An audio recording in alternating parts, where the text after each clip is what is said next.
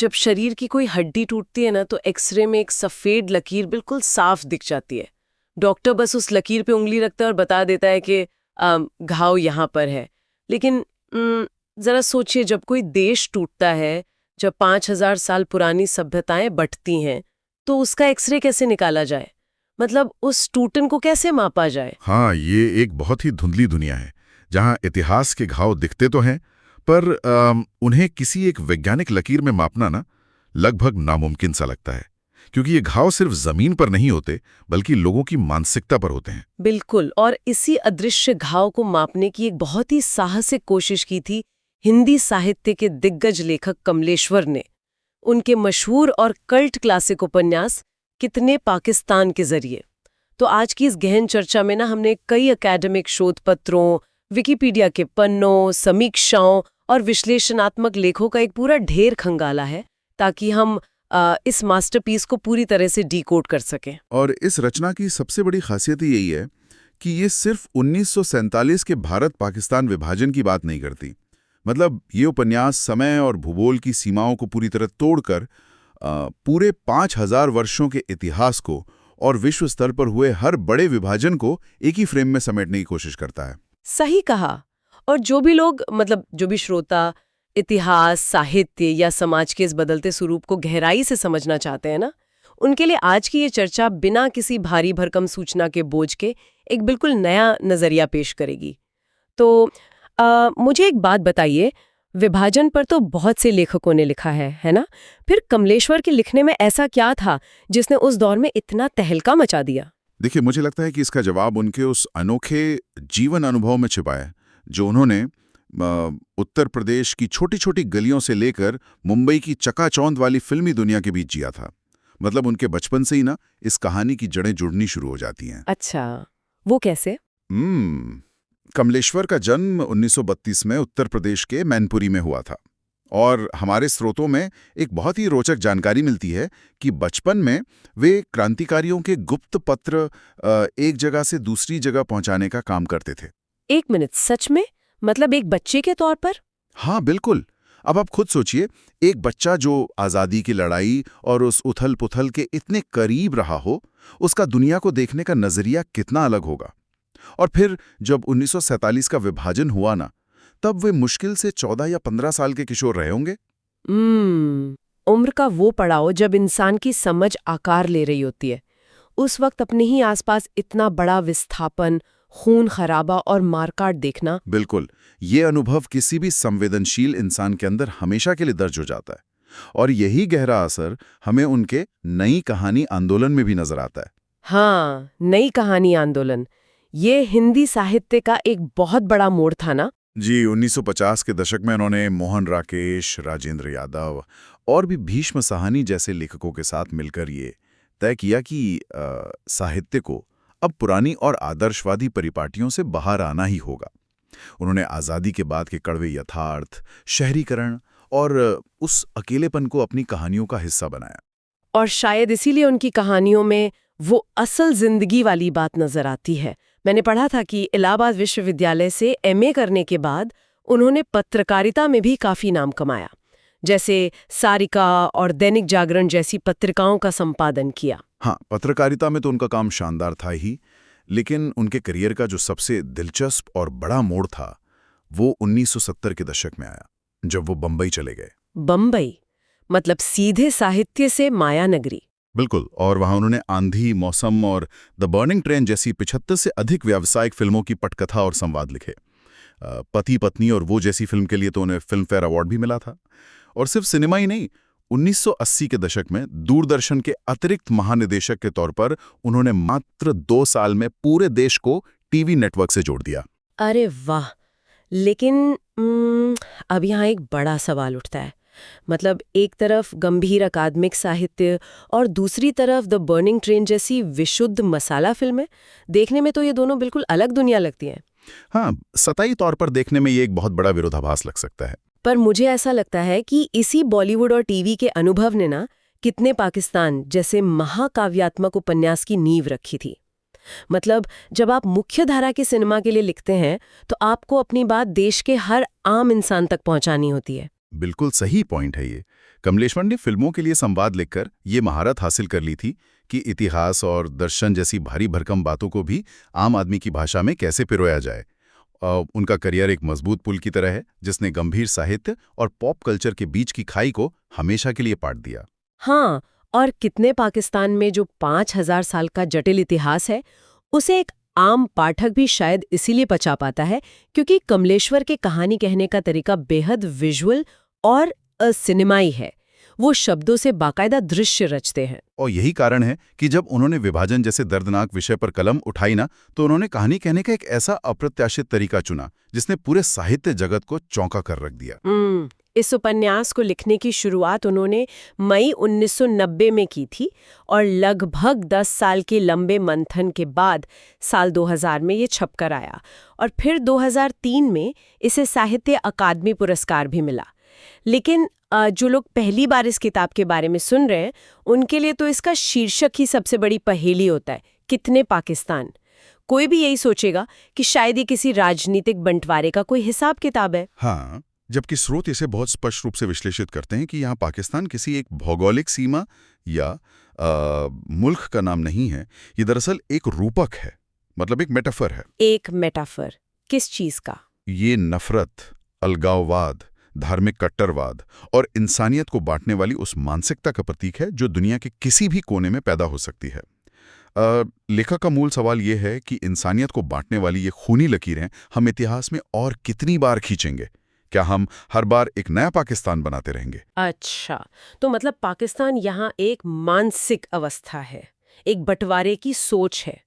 और इस खतरनाक सोच को बेनकाब करने के लिए जो कथानक उन्होंने बुना है ना, वो तो और भी ज्यादा हैरान करने वाला है। मतलब इसमें कोई एक पारंपरिक हीरो या विलन नहीं है, बल्कि समय यानी वक्त खुद इस कहानी का नायक है। बिल्कुल। उपन्यास में एक अदीब यानी एक साहित्यकार या विद्वान की कल्पना की गई है जो अपनी एक लोक अदालत लगाता है। और ये कोई आम अदालत नहीं है, ये अदालत अंतरिक्ष और समय की सीमाओं से पूरी तरह मुक्त है। एक ऐसा कैनवस जहां इतिहास के मुर्दे अपनी कब्रों से उठकर गवाही देने आते हैं। और गवाहों के कटघरे में कौन कौन आता है? गिलगमेश, जो इतिहास का सबसे पुराना मिथकीय राजा है, फिर मुगल सम्राट बाबर और Aurangzeb, Lord Mountbatten, Adolf Hitler, Saddam Hussain और यहाँ तक के देवताओं के राजा इंद्र को भी पेश किया जाता है। अब मैं यहाँ थोड़ा रुकना चाहूंगी।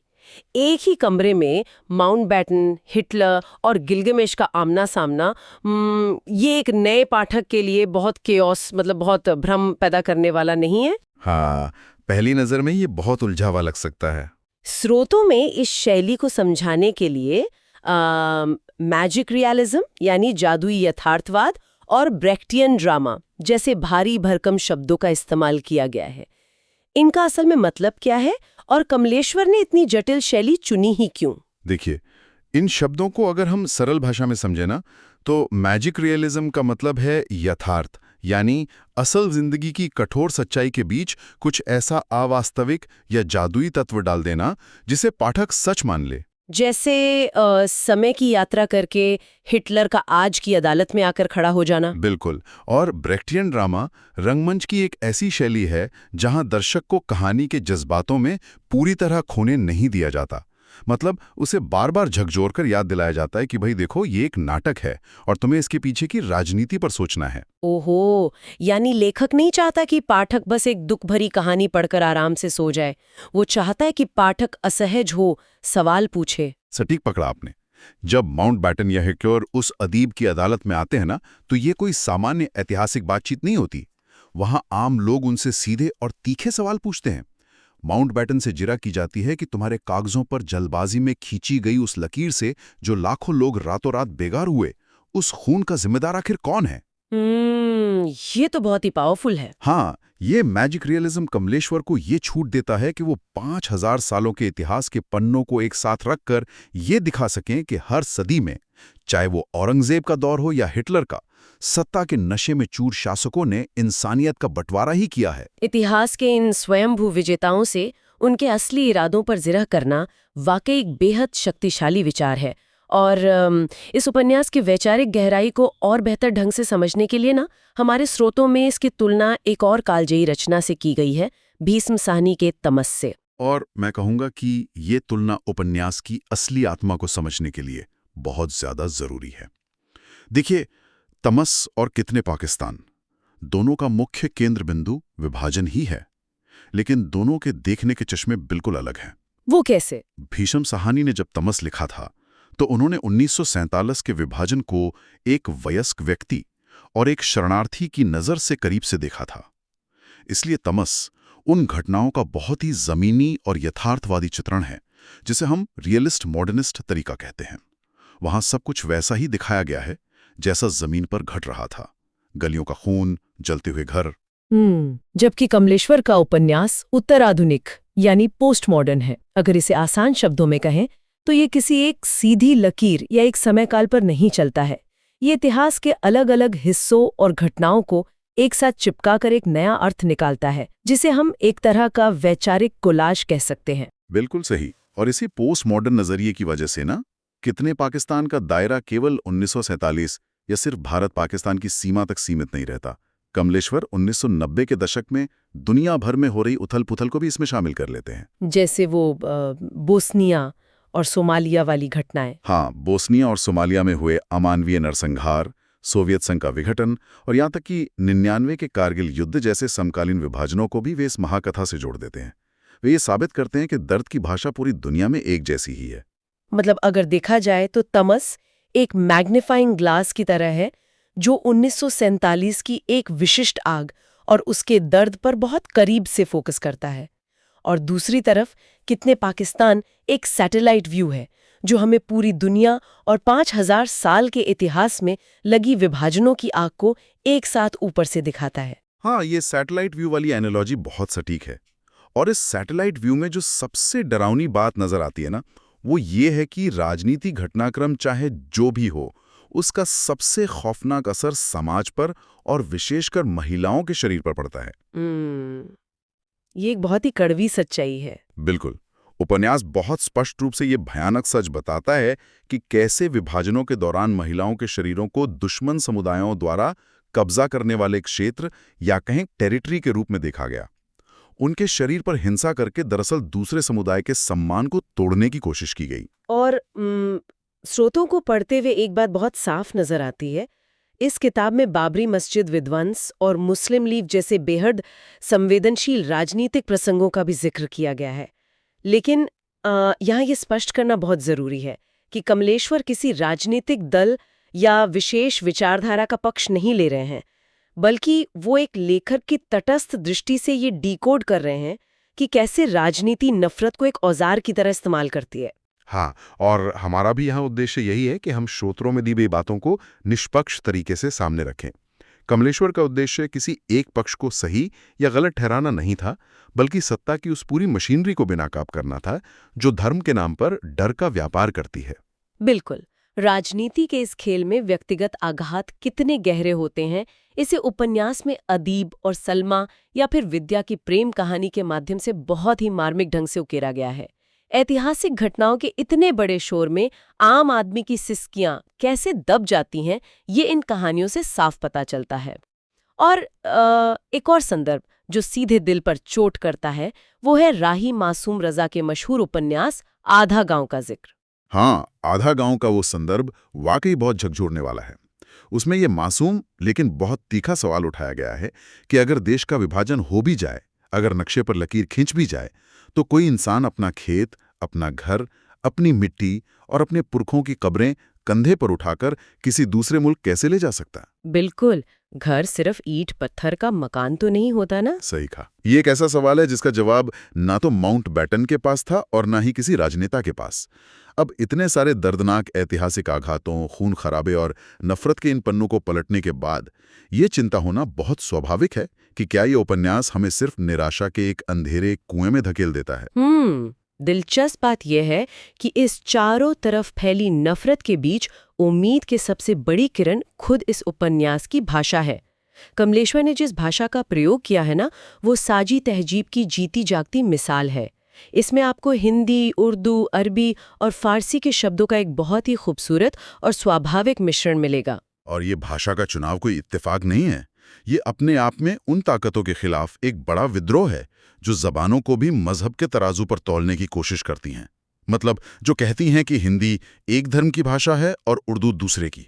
कमलेश्वर इस भाषाई दीवार को अपनी लेखनी से पूरी तरह तोड़ देते हैं। हाँ, भाषा का ये साझापन दिलों को जोड़ने वाले एक मजबूत पुल का काम करता है। और कमलेश्वर की इसी बारीक और सिनेमाई नज़र पर प्रख्यात फिल्मकार और गीतकार गुलजार साहब की एक टिप्पणी का जिक्र स्रोतों में मिलता है। गुलजार साहब ने कहा था कि इस उपन्यास में एक जगह एक पुल से गिरते हुए एक रुमाल का इतना सूक्ष्म और बेहतरीन विजुअल वर्णन है ना, कि वो सिर्फ उस एक लाइन, उस एक दृश्य पर पूरी की पूरी एक शॉर्ट फिल्म बना सकते थे। अरे वाह! यही खूबी कमलेश्वर को सिर्फ एक इतिहासकार होने से बचाकर एक महान साहित्यकार बनाती है। वो सिर्फ सूखी घटनाओं और तारीखों का विवरण नहीं देते, बल्कि उन घटनाओं से जुड़ी मानवीय संवेदनाओं को एक ऐसे दृश्य में बदल देते हैं जिसे पाठक सचमुच महसूस कर सकें। और अगर हम इस महाकाव्यात्मक उपन्यास के अंत की बात करें, तो इतने भारी और लहूलुहान इतिहास को खंगालने के बाद कहानी किसी बड़ी त्रासदी या निराशा पर खत्म नहीं होती। अच्छा, तो इतने बड़े ऐतिहासिक कैनवस का अंत किस तरह से होता है फिर? उपन्यास गौतम बुद्ध से जुड़े एक बोधि वृक्ष को रोपने के यूटोपियन या कहें एक आदर्शवादी विचार के साथ समाप्त होता है।